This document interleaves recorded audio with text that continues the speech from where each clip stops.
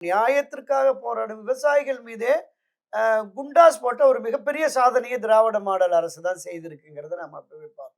சரியான விலை இல்லன்னு கரும்புகள வெட்டி ஆத்துல விடுற நிலையெல்லாம் இருந்தது. ம், ம். அப்ப இது விவசாயிகள் பிரச்சனை. இதற்கு தீர்வு என்ன அப்படின்னா, எதுவுமே இல்ல.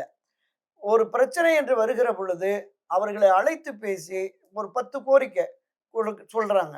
அதுல ஒரு 2, 2 கோரிக்கைகள குடுத்துட்டு, நாங்க நிதி நிலைமை இப்படி இருக்கு, அப்படி செய்வோம் அப்படிங்கிற ம். மாதிரி இல்ல. இவர்களுடைய அணுகுமுறையுமே சரியாக, முறையாக இல்லை அப்படிங்கிறத தான் பார்த்தோம்.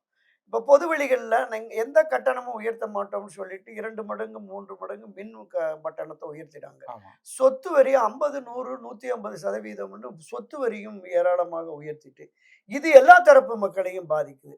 இதை தாண்டி அரசு ஊழியர்களுக்கு பழைய ஓய்வூதிய திட்டத்த கொண்டு வருவோம். ம். உங்களுக்கு இந்த சம வேலைக்கு சம ஊதியம் என்கிற நிலையை ஏற்படுத்துவோம். அப்படிங்கிற மாதிரி வாக்குறுதிகள் குடுத்தாங்க. இடைநிலை ஆசிரியர்கள், தொகுப்பூதிய ஆசிரியர்கள் இவர்களெல்லாம் முறைப்படுத்துவோம், நிரந்தரப்படுத்துவோம் அப்படின்னு சொன்னாங்க.